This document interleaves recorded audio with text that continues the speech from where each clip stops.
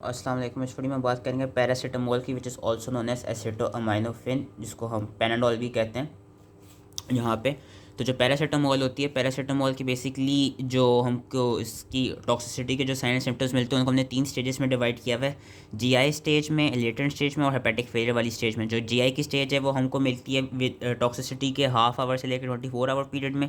Latent stage हमें मिलती है 24 आवर से 72 आवर पीरियड में। और हेपेटिक फेलियर वाली स्टेज हमें मिलती है 72 आवर से 96 आवर पीरियड में।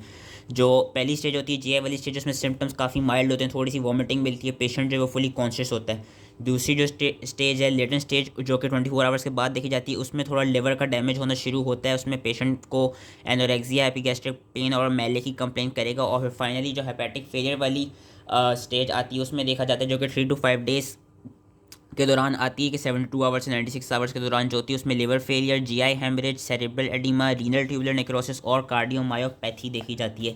इसकी फेटल डोज याद रखनी, फेटल डोज है इसकी 20 tablets and each of dose 20 tablets should be of 500 milligrams.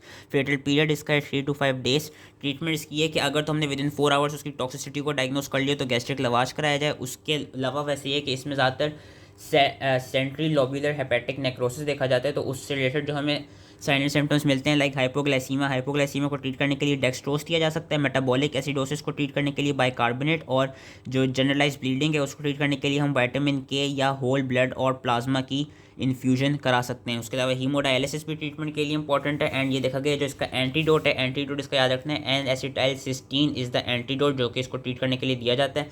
Postmortem findings हमें मिल जाएंगे, हमें पैरासीटामोल की टैबलेट्स मिल सकती हैं स्टमक में। उसके अलावा skin rashes, jaundice, potential haemorrhage, GI bleeding, hepatic necrosis, renal tubular necrosis और सेरेब्रल एडिमा हमें मिलता है। मेडिको लीगल एस्पेक्ट्स इसकी हैं कि ज़्यादातर इसकी एक्सीडेंटल पॉइजनिंग ही होती है, और ज़्यादातर चिल्ड्रन में देखी जाते हैं कि एक्सीडेंटल पॉइजनिंग हो जाती है ड्यू टू ओवरडोज। सुसाइडल जो इसमें पॉइजनिंग हो वो काफ़ी रेयर है। और इसमें याद रखना है कि इसकी जो पॉइजनिंग होती है it is due to this compound, जो इसका मेटाबोलाइट है, ये पॉइजनिंग बेसिकली कराता है। और इस मेटाबोलाइट का नाम है नैब-क्यू, या हम इसे कहते हैं एन एसिटाइल पैरा बेंजोक्विनोनामाइन। ये इसका जो मेटाबोलाइट है वो याद रख लीजिएगा, जिसकी वजह से टॉक्सिसिटी होती है। So that process, I hope ये समझ में आ गया, एंड थैंक यू।